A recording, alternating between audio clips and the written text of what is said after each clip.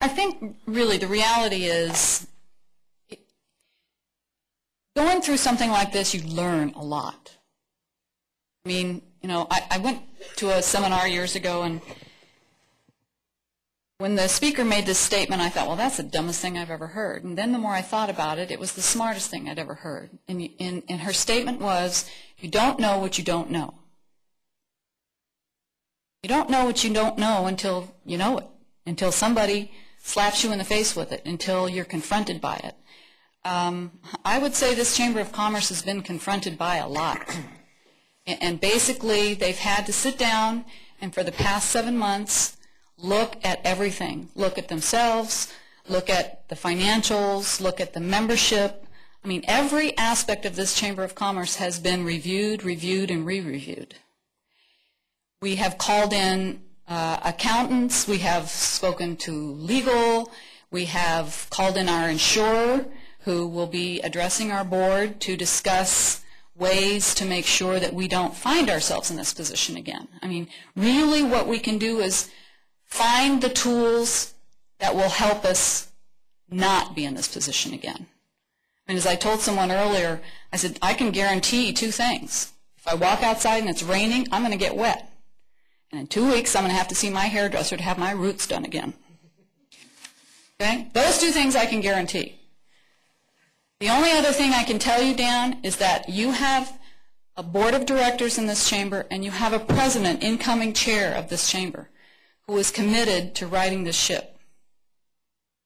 I take the failure of this Chamber of Commerce personally.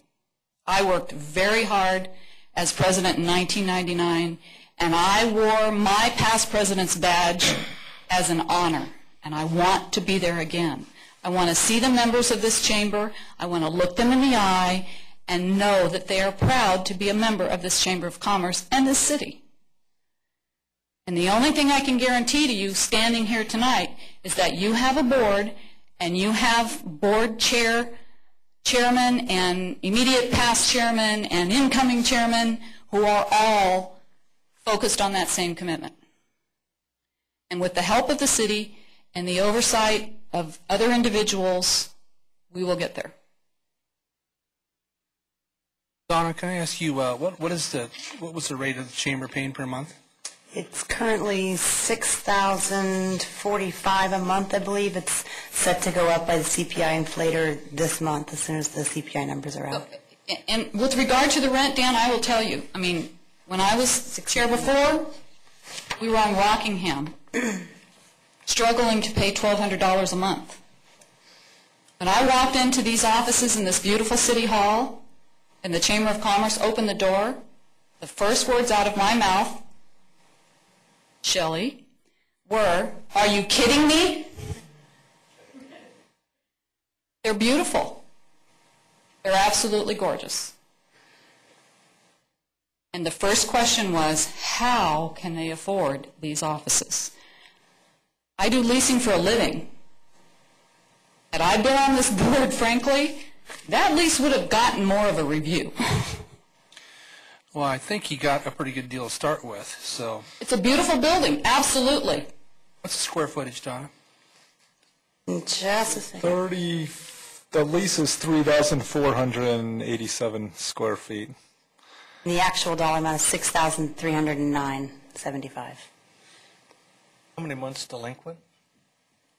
We are, or they are, back to, well, the lease began February 15th, 2006. They've made 2 months of payment since inception of the lease, but we've been applying our circle of investor monthly dues against the lease amount of, so the membership offset was $2,083 a month starting January 2007. From the city's perspective, what were we seeing coming in? That's all I wanted to understand. Cash?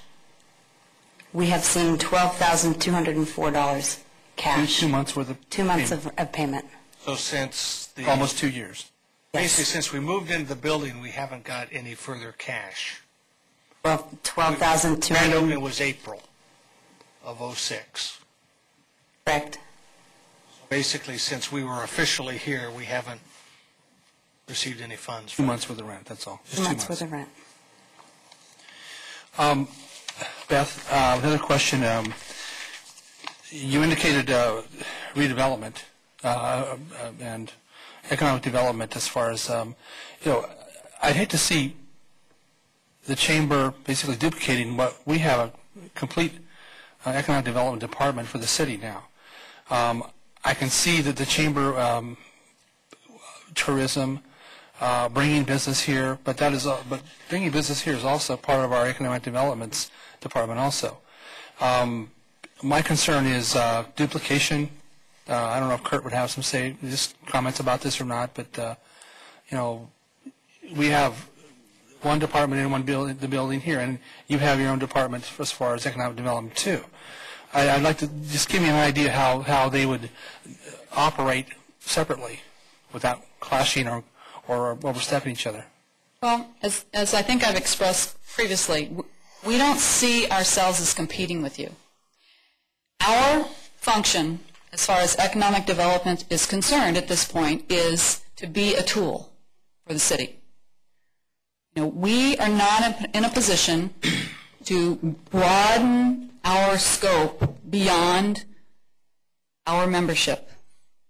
And that is the economic development value I see as far as our chamber is concerned right now. We need to bolster our membership. Keep those people in business. Help them stay in business.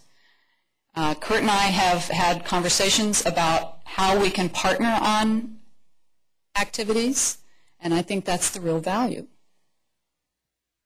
Yeah, Councilmember Vice Mayor Scoglin, in our economic development 5-year plan, which you'll see next month, it mentions our partners in economic development, SACTO, other chambers, the Metro Chamber, and then the Rancho Cordova Chamber plays a huge role because it can't just be the city out there promoting Rancho Cordova. It needs to be those who work in the city, those who live in the city. So we see the chamber members as a very important tool for economic development. Actually, we've been kind of at a loss lately because we don't have that tool to rely on, the chamber tool. For instance, we're working closely with Folsom Boulevard businesses, and we're surveying the businesses out there as far as their needs. And basically it's training, it's getting assets, it's getting where do they find SBA loans, things like typical chamber activities that our department doesn't have the staff for.